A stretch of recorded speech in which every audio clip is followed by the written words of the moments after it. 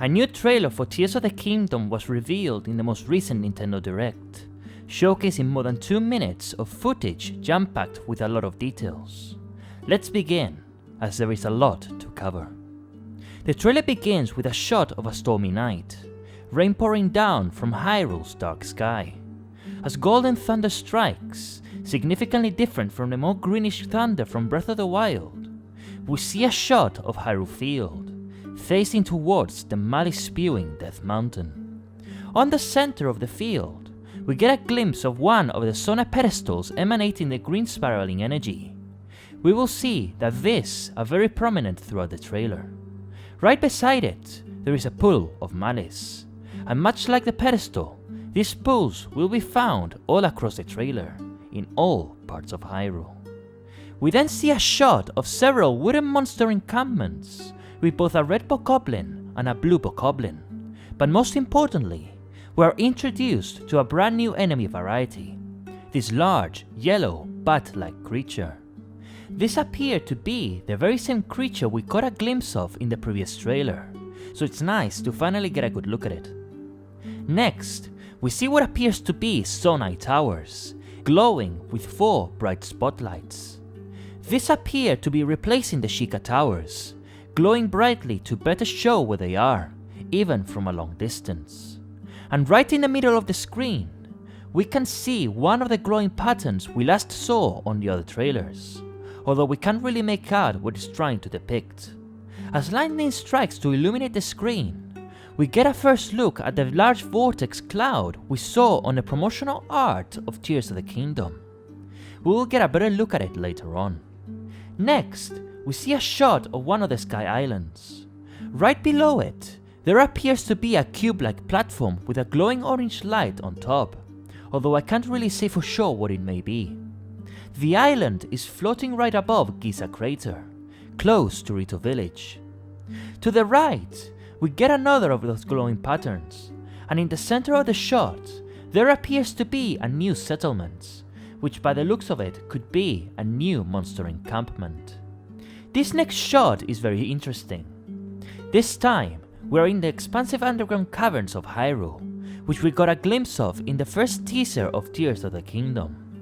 Strange trees and large fungus unique to the area appear scattered across the darkened depths of the cavern. The caves are covered in pools of malice, much like the overworld of Hyrule. We can see a small monster encampment guarded by 3 black Lizalfos and a single red bokoblin that is mining an ore deposit. A new enemy trait previously unseen in Breath of the Wild, only seen with the Gorons of Death Mountain. It wields a new type of weapon, some kind of stone boko hammer which he is using to mine the ore deposit. These monsters, however, have a very unique trait. They are all imbued with malice, very similar to some enemies in Age of Calamity. But most importantly, right beside a pool of malice, there are small blue flames. These are the same exact flames seen when spirits and ghosts are present, as seen in the Wind Waker with the ghost ship. The people turn to spirits in Twilight Princess when shrouded in twilight, and even the spirits of King Rome and the champions in Breath of the Wild. So there certainly must be a spirit of some kind in that location. The question is it friendly or a foe? Perhaps it is a foe that could appear if we approach those flames, but we can't really say for sure. We then get a shot of Lake Hylia, with the malice-infested Hyrule Castle and Death Mountain in the horizon, and a green spiral in the distance where there used to be a monster encampment. Standing atop the Great Bridge of Hylia is a brand new enemy, a 3-headed winged dragon. This is undoubtedly a Gleeok, a 3-headed dragon boss enemy that first appeared in the very first Zelda game. As it is covered in flames, I am inclined to believe that this is an elemental variant of the Gleeok, and we will encounter other Gleeoks of ice and thunder elsewhere in Hyrule, perhaps even some imbued with malice, as well as regular Gleeoks, with perhaps stronger variants similar to enemies like Bokoblins, Moblins, and Lizalfos.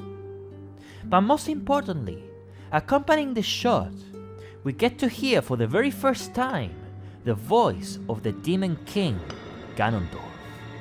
Rise, rise, my servants. Sweep over Hyrule. Eliminate this kingdom and her allies. Leave no survivors! Following this shot, we get a new look at Hateno village, looking down from the cliff of Hateno's ancient tech lab. There are a few changes to Hateno village compared to Breath of the Wild. Firstly, the ancient furnace, ancient flame, as well as the blue flame torches have all been removed from Hateno village, and the same is likely to be the case for Akkala. The telescope of Hateno's ancient tech lab has also been removed. As for the town itself, there are some new glowing structures among the pre-existing settlements, as well as a new settlement to the right, near the crop areas, which appears to be of a similar construction style to the cube houses made by the Bolson carpenters. One of the green spirals can also be seen right beside the town, which I am positive will be the new teleportation system, replacing those of the Sheikah shrines. We can also see some malice in the background, and also a large tower-like structure glowing blue in the distance, although it is very hard to discern what it actually may be. Next, we see a shot of Link looking at the blood moon from one of the ruins scattered across Hyrule. Now, the location of this shot is very interesting, as it is actually found within Akkala Citadel, looking towards Sukuku Plains, with Ploymus Mountain being visible, as well as the ocean. The problem, however, is that the building is not there in Breath of the Wild. Well, not entirely.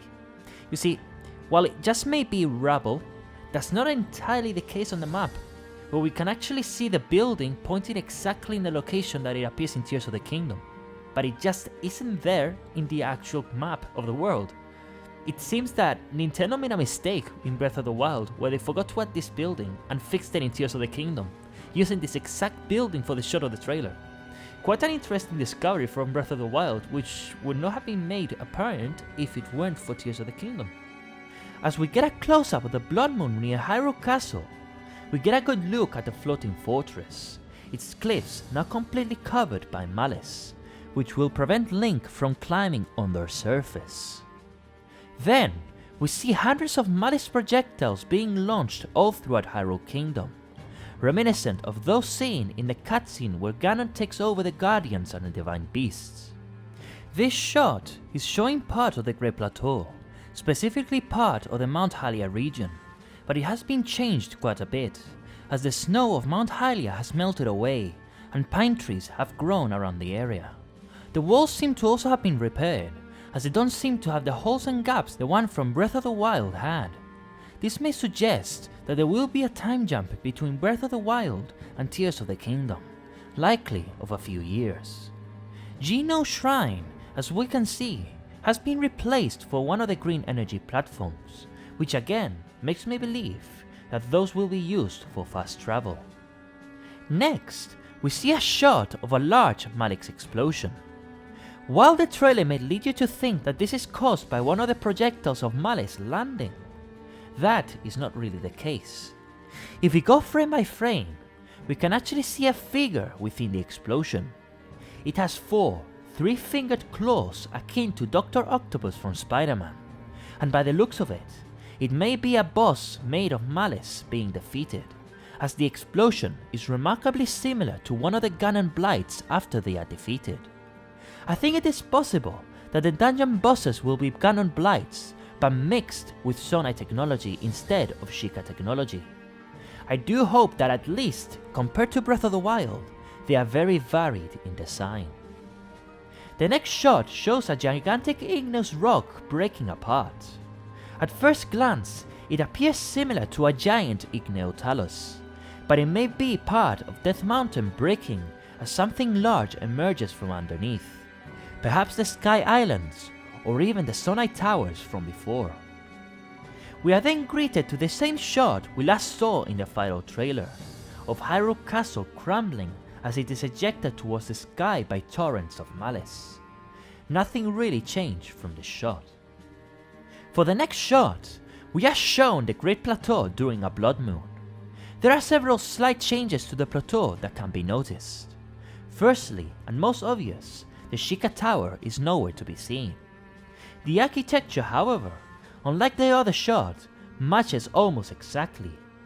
We can also see a puddle of malice where the shrine of Oman Ao used to be, and in the distance, another of the glowing patterns plastered on the cliff of Mount Hylia.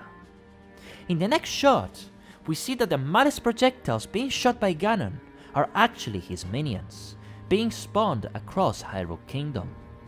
We can see several red bokoblins spawning, as well as the winged creatures from the beginning of the trailer. Following this, we see a lineup of many monsters, some of which are brand new to Breath of the Wild. Going from right to left, we first have a blue moblin, which now possess bull-like horns in contrast to the red moblin's rounder horns. Next to the moblin, we see a new enemy, a large bokoblin-like beast wearing a crown of bone and a necklace of skulls. Thanks to this official tweet by Nintendo, which also showcases artwork of this giant foe, we learn this creature is called a boss bokoblin, and they lead the smaller bokoblins. It appears to have weapons on him, which, similar to the Hinoxes of Breath of the Wild, we may obtain after its defeat. Next to it, however, is an enemy we have not seen in a long time, a Reeded, bearing a similar design to those from Ocarina of Time, although it does not appear to be wearing a mask and its mouth is vertical, almost making it look like a sort of insect. Then we have a blue bokoblin, which sports a Biden-like horn, a blue Lizalfos, which has a very long horn, and a red moblin with a round spiked horn. The horns of the enemies have undergone a significant change compared to the previous trailers, and I believe that the reason for this is that these new horns will be used to craft new weapons. If you look at pre-existing weapons, such as the Lizal boomerangs from Breath of the Wild, you can see that the stronger variants gain an extra blade each time. The same seems to be the case for the enemies in Tears of the Kingdom. If you notice, the red bokoblins have a singular blade-like horn, while the blue bokoblins have a horn that splits like a bident, and I'm willing to bet black bokoblin horns will be tridents. This would be perfect for crafting bokoblin horn spears. Similarly, the red moblins have a singular round mace-like horn, while the blue moblins have two bull-like horns, which may be used to craft two-handed mace weapons. As for the Lizalfos, its horn may be able to be crafted into a sword, being used as a blade as its frontal side is much sharper than its backside. Then we see a shot of Link riding Epona, previously obtained only through the Twilight Princess and Smash Bros amiibos, by the road of the Sacred Ground ruins right in front of the entrance of Castletown's ruins. We can also see the Great Hurricane in the distance, just above Mount Hebra. Could this be the location of one of the new dungeons from Tears of the Kingdom? Next, we see a shot of many Moldugas traveling across the Taobab grasslands, which is lacking its characteristic baobabs. The path these Moldugas are taking is interesting, as it does not connect to Gerudo Desert at all, instead leaning into the Oseira Plains and Nautel wetlands, locations that are cut off from the desert by Davao Peak. This next shot is very interesting, as we are met with Sheikah technology once again. Link is atop one of the teleportation platforms we used to travel to and from using the Sheikah Slate, the Sheikah text translating to transport. From holes around it, several guardian arms emerge to surround a rather surprised Link, one of which is holding a roll of wire. Could this be some sort of crafting table? Perhaps we may be able to craft armor and weapons in this little chamber. Considering the architecture of the room, I am fairly sure this may be in Kakariko Village, as it does not look like the houses from Hateno Village. This may have been built by Pura and Roby, who may have returned to Kakariko Village. Next, we see a shot taking place in a small valley of baobabs at the base of Mount Satori, where a blue boss bokoblin is seen leading a group of blue bokoblins. Unlike its red counterpart, this one has an axe as a horn, once again confirming the idea of crafting weapons. The boss bokoblin is also blowing a horn very similar to how bokoblin leaders in Skyward Sword blew their horns to lead their troops. On the sides of this shot, we can see that some debris from the Sky Islands has also landed on the surrounding cliffs. The following shot shows a Hinox chasing Link down a large cavernous hall, decorated with unique plants. The Hinox, like the other enemies, has a horn that may be used to craft a spiked wooden two-handed mace, but most interesting is what is hanging from its neck. In Breath of the Wild, some Hinoxes had Sheikah orbs hanging from their necks, which Link would have to obtain by either sneaking on top of it or defeating it, to then place the orb on a pedestal which would reveal a Sheikah shrine. This seems to be the Zonai equivalent to that, which may have to be placed somewhere to activate some sort of mechanism, or perhaps it is a rare crafting material. Link is then seen leaping up from the peak of Mount Rome towards the Dragonblood trees of the Hyrule Ridge. While we can see many floating islands in the horizon, which at this point isn't that out of the ordinary, one of them stands out from the rest. This is in fact the South Lomei Labyrinth, now floating in the sky. It seems the labyrinths have risen to the sky, similar to Hyrule Castle and perhaps the other Sky Islands. If this is true, this may also prove that the Deku Tree has indeed also raised to the sky, explaining its disappearance. We then see Link once again on Epona, riding over one of the large glowing patterns on the grass. This pattern is located in the North Hyrule Plain, and it's actually one we've seen in a prior trailer. Next, we find ourselves between Lake Mekar and Typhlow Ruins, which has now lost its dark fog, making its structures fully visible. We can see the flying enemies carrying bokoblins around with their talons, and it's because of this that I am inclined to believe that these enemies are none other than Kagoroks, as this exact behavior was also seen with Kagoroks in both The Wind Waker as well as Twilight Princess. Mount Hebra is also visible in this shot, once again having the large hurricane above it. We can also see the North Lomei Labyrinth in the distance, which, unlike the South Lomei Labyrinth, is still on the ground. Keep this detail in mind, it will be very important in a little bit. In this next shot, we can see Link facing off against two red moblins and one blue moblin, in the location where the Ruko-Mak Shrine was located, in Samasa Plain, facing towards Mount Laniru, which appears to have a torrent of malice at its peak going skyward. Both the shrine as well as the spikes leading to it have completely vanished, as they no longer serve any gameplay purpose. This next shot is probably the highlight of the entire trailer, as we see Link facing off against a gigantic golem made of Zonai blocks, connected by the same green energy emanating from Link's hand, as well as the green golem from earlier trailers. The way this golem is connected together is very reminiscent of the cat Goron Golem enemy from Twilight Princess, and its general look is also very evocative of Eox, the boss of Muto's temple from Phantom Hourglass. In fact, this may actually be the same type of enemy.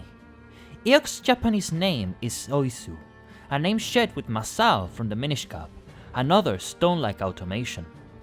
Taking into consideration redesigns, as well as Hidemaru Fujibayashi, the director of Tears of the Kingdom and Breath of the Wild, being also the director and sub-director of Minish Cap and Phantom Hourglass respectively, it's possible that Oisu may actually be returning in Tears of the Kingdom as this giant stone soldier.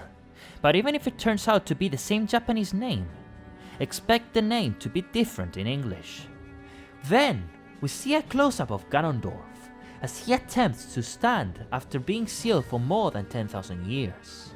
His chest is emanating malice, where the green hand had previously latched onto. Following this shot, we see Hyrule Castle from outside the entrance of Castle Town, and aside from the Sheikah pillars being gone and Hyrule Castle floating, nothing major has changed from what we can see.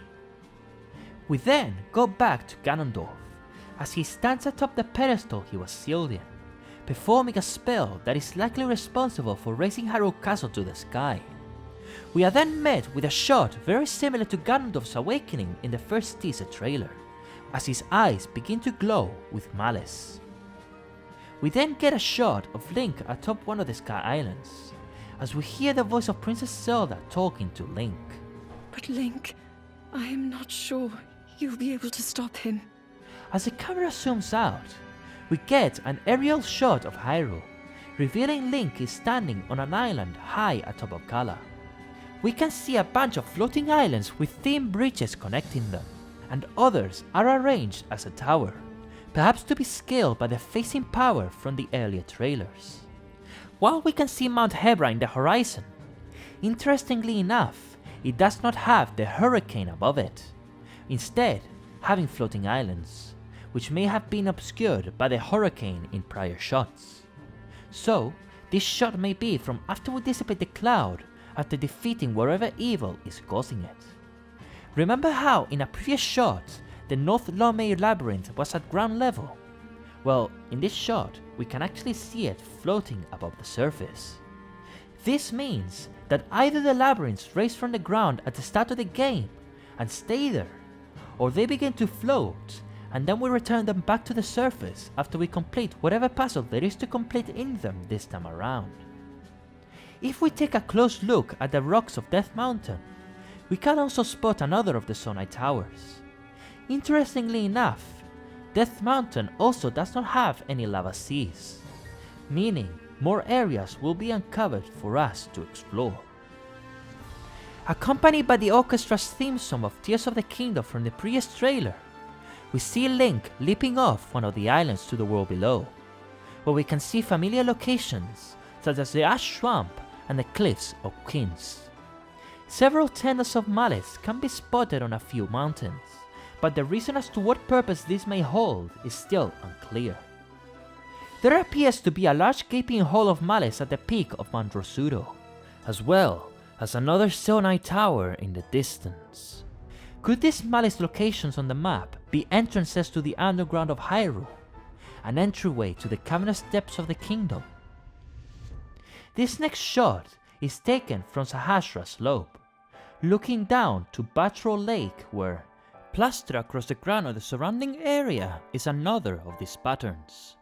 A monster encampment made of rock can be seen at Anabi Lake, replacing the skull monster encampment from Breath of the Wild, with what appears to be demon horns protruding from it, with many wooden platforms for enemies to walk on. Two towers can also be spotted on this shot, one here and one there.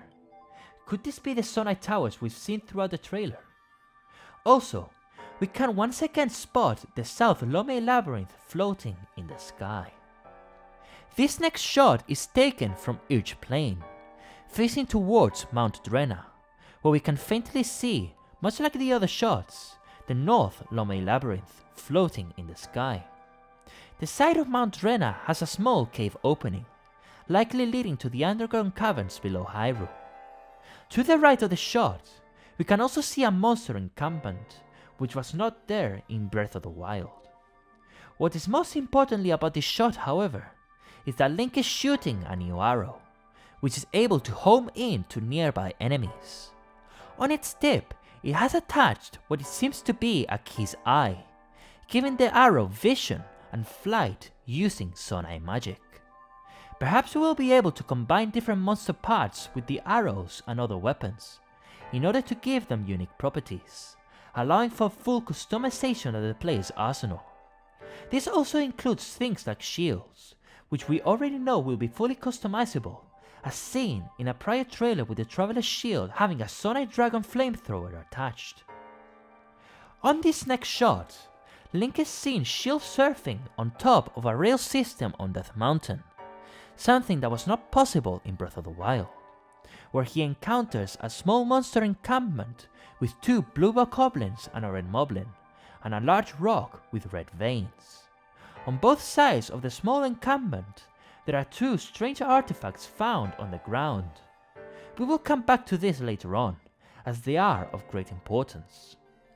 One important thing to note is that Link is not burning, likely thanks to Death Mountain no longer erupting, with the cause of the intense heat likely having been due to Divine Beast Rodania's rampage. We then see Link utilizing a new ability, which allows him to pick up objects in a manner identical to that of Magnesis. On my previous video, I theorized that this would be the case, each new hand ability being based on those of Breath of the Wild, replacing the runes as well as the champion abilities, but giving them a unique twist, such as Stasis, the power to stop time, being replaced with a reversing time power, or Revali's Gale, the power to ascend, being replaced by a power which launches Link skyward and allows him to phase through ceilings.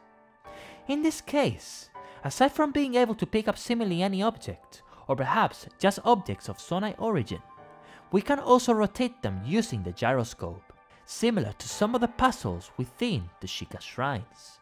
What if the Sky Islands are this game's version of the Sheikah Shrines, littered across the sky at varying elevations for Link to reach and solve puzzles and obtain whatever they have to offer, even having combat trials like the one we've seen before with the giant golem. Rather than being underground within chambers, these shrines are now found in the sky in the open breeze in the form of floating islands, flipping the whole theme on its head. We can also see something, perhaps a chest, hanging from the rotating platform, which will be obtainable once the platform is rotated 180 degrees.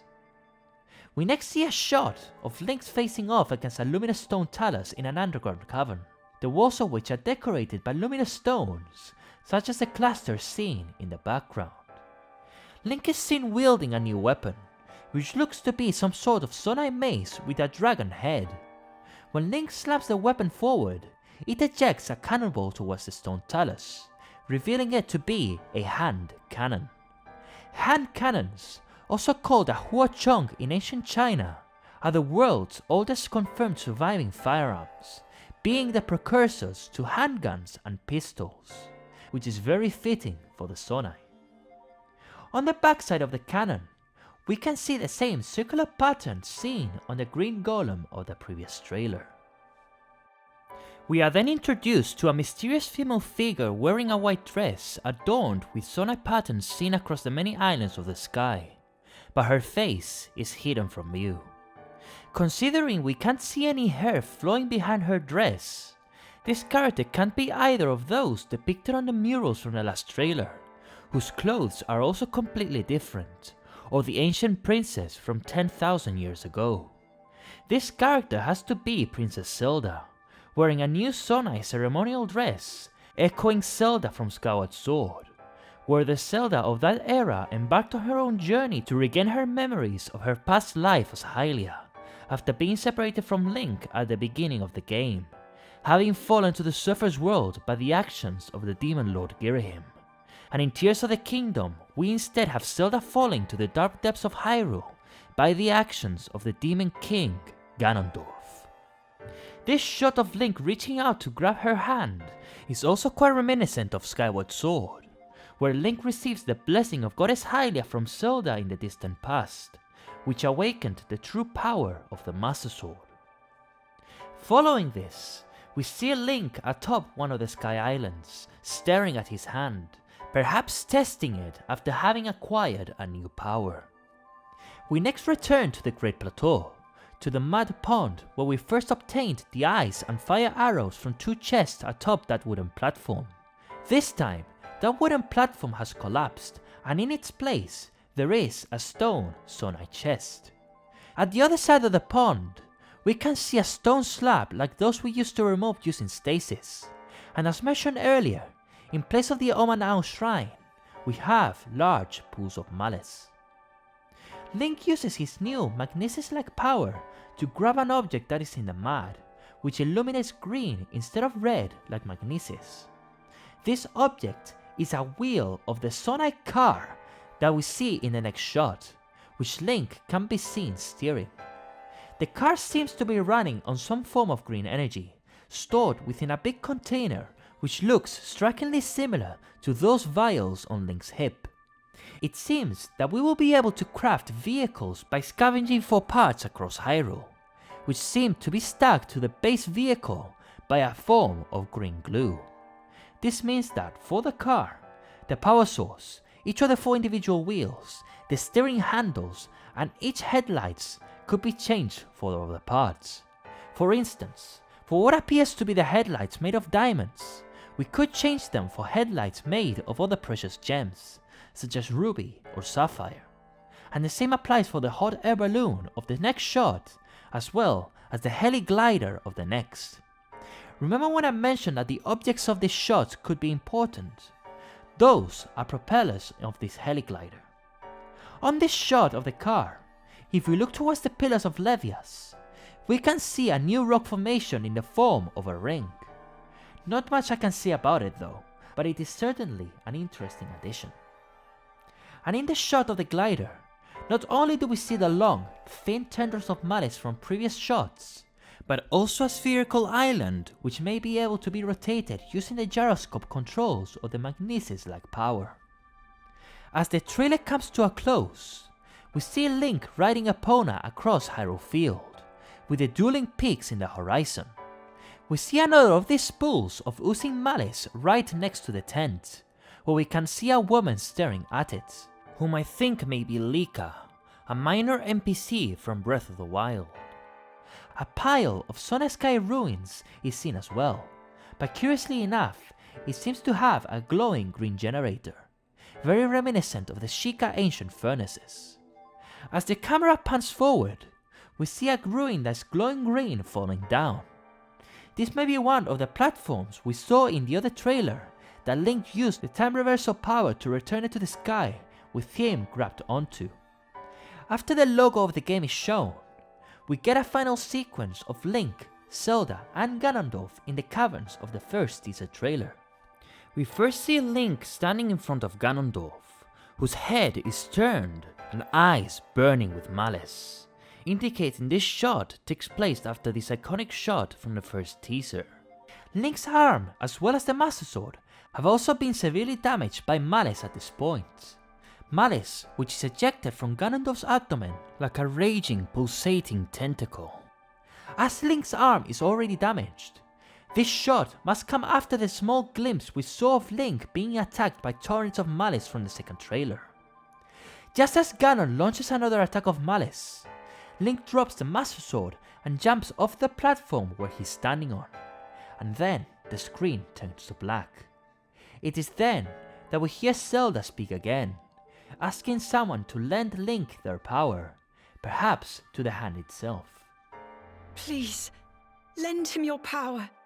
What follows is a shot of Link attempting to grab Zelda as they both fall, which will very likely be followed by the shot of Zelda falling into the dark depths of the chasm, and preceded by the shot of the ground shaking and breaking.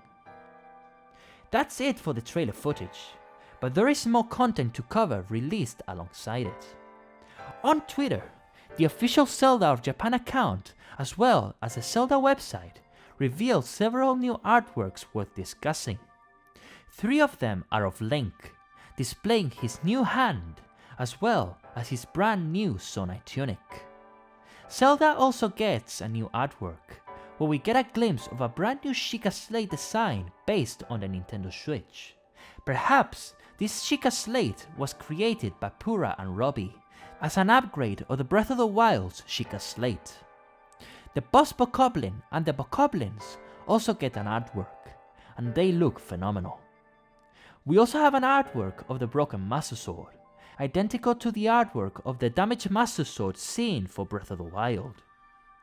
Nintendo also revealed that a special edition, The Legend of Zelda Tears of the Kingdom Collector's Edition, will also release on the 12th of May, which will include an artbook depicting concept art of the game, a steelbook, and insignias among other things.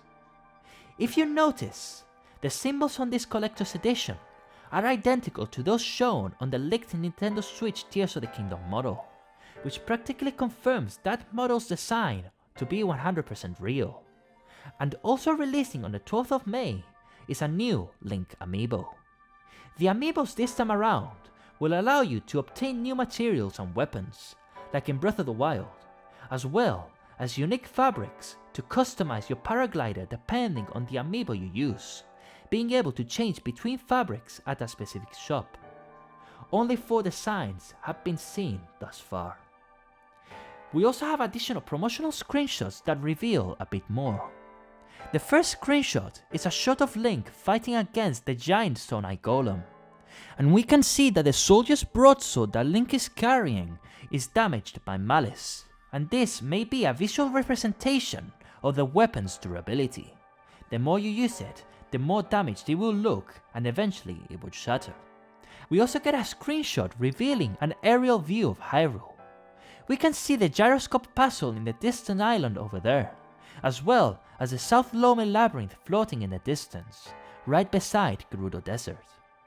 We then have a screenshot which showcases Link skydiving towards a very large sky island we've seen in prior trailers. Link is wearing a very rugged short kilt with simple sandals, which brings to mind the old clothes we obtained inside the Shrine of Resurrection in Breath of the Wild.